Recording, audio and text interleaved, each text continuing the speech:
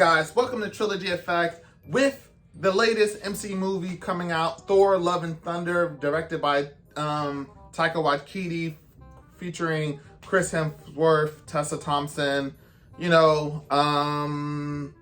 Natalie Portman. With that, we have 6 Phase 4 movies, and we're going to be ranking all 6 of those movies. Almost exactly 1 year ago, Phase 4 started off with Black Widow, which actually takes place back in time before some of the Phase 3 stuff. I think technically it takes place in Phase 3. Phase 3 is very big. Not as big as Phase 4 has been so far with the TV shows. But with that said, I'm Trilogy with Trilogy Effect. If you want to see more MCU content like this, I also do anime, gaming, all kinds of stuff on my channel. I have curated playlists and you should definitely check that out. With that said, I could really appreciate you subscribing, liking, and commenting. Let's jump into the list. Starting off on our number 6 spot, sadly, and we hate to say it, has to be Eternals, which basically takes place on Earth after Endgame. It has 10 new characters. 10 new characters that almost no one has heard of. The plot kind of lags, the contrivances to make everything work. The twist villain, after some of the great villains that we've had with Killmonger and Thanos, and then we get Icarus as this villain in this movie, and it just really doesn't hit. We also have the one thing I did like about this movie is the powers were super cool. The introduction of more information with the Celestials and how those were born, that lore was interesting. But the timeline of this movie, compared to some of the other movies that have come out, it just doesn't really hit. In my opinion, this is probably one of the worst MCU movies overall, but no doubt it is the worst movie that we've gotten out of Phase 4 MCU so far. Up next, we're gonna have number 5. I was super excited for this movie, not because of Black Widow. Black Widow's all right. It's Black Widow. She's just a woman, a Russian woman who can do acrobatic stuff. Sometimes in her comics, she does get powers, but in the MCU, she doesn't have any powers. Not that you need to have powers to be a great villain or a hero, but typically you do. But I was excited about this movie because they had my boy Taskmaster. Taskmaster is one of the coolest villains. He's not super strong, but his abilities are just so cool. He's such like a SpiderMan level villain. He's perfect to fight against Black Widow, I'd say. And you know what? They didn't even make him a he. They made it a girl in like a robot bodysuit. Like what? Come on. Come on. I did like how the multiple fighting styles were cool. Like, we get to see him using Captain America's shield. We get to see him using Black Panther's claws. That's super cool. I say he. I guess I should say she, because they made it a girl. The villain part of this movie sucks. So I would say Act 1 and Act 2 of this movie are really good. I love Black Widow in the all-white costume. Maybe it's because we always see her in blue. I still think the Avengers 1 Black Widow costume is really cool with like the blue lining. That suit was really cool. But this white is really cool also. But the third act just falls flat for me. And I know they were trying to, do a Black Widow movie 10 years too late, but it just doesn't hit. That said, it's better than Eternals, but compared to some of the other Phase 6 movies we've gotten, it just doesn't perform the same. At number 4, we're going to have Thor: Love and Thunder. This is the latest MCU outing. It just doesn't hold up to, Thor Ragnarok, which is one of the best MCU movies, I'd say. When I first watched this movie, it was just revolutionary compared to the other dark Thor movies.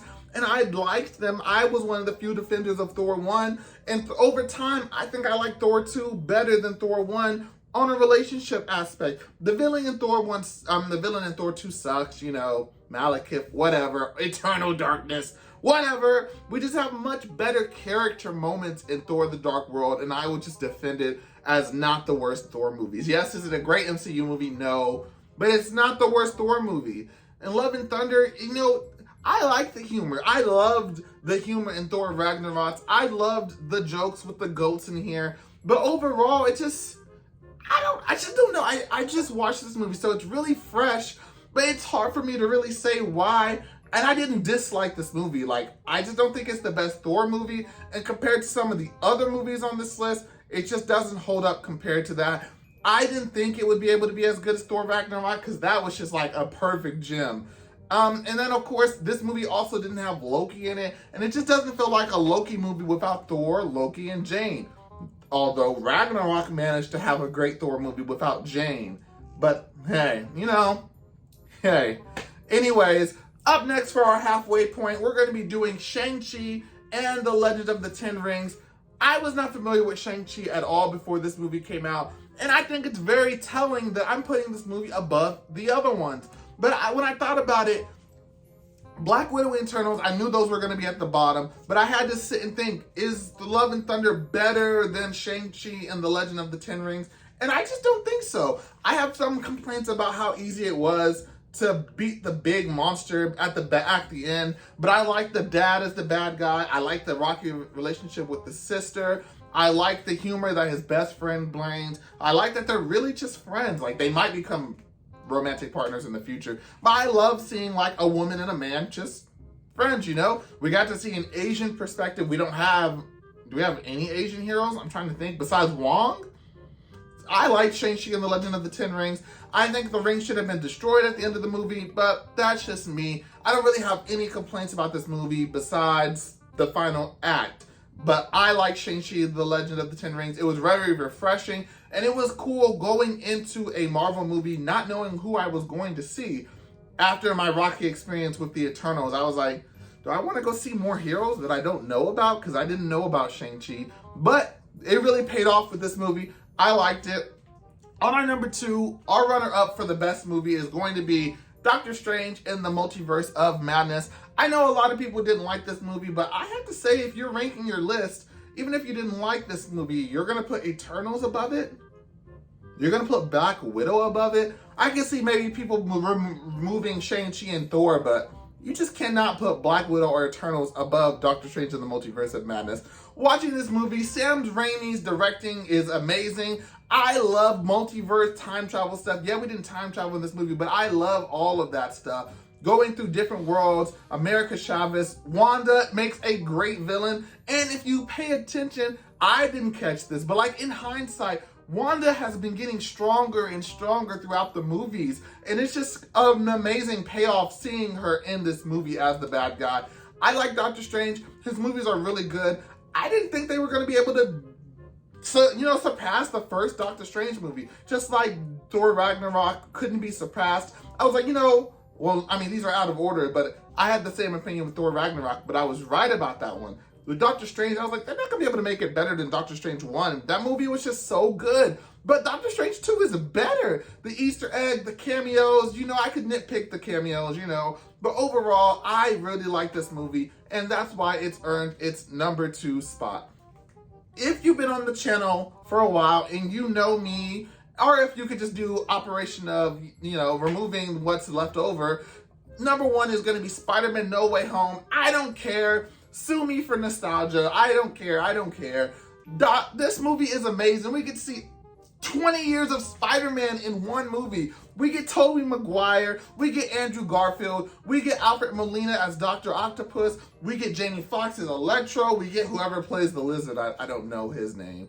We get the Sandman. All of that stuff was super cool. We got an origin finale for Tom Holland's Spider-Man. This movie was super amazing. I loved it. I have no complaints about this movie. Honestly, this movie, I know Eternals is one of my least favorite movies in the MCU. This movie is one of the best, which is crazy. So, Phase 6 is kind of all over the place. Spider-Man and Doctor Strange are probably going to be on the higher end of my MCU list. Eternals and Black Widow are kind of be on the bottom. Shang-Chi and Thor are going to be kind of in the middle, These movies are kind of well-rounded. The next thing we're going to get is Black Panther coming out in November 11th, I want to say. Fun fact, it was supposed to come out July 7th, but it got postponed. We'll have to see how they're really doing that movie. It's supposed to have Namor, King of Atlantis. That's going to be interesting. If you want to see my review on that and my updated tier list with that movie, I definitely recommend you subscribe. That's it on my rankings on the top 6 MCU movies. Let me know what your list is down below, and I'll catch you guys next time. Peace. I love the hustle, man. I be feeling like one of them ball playing, like Bird, Magic, or something. But if I leave, the fans still gonna love me, man?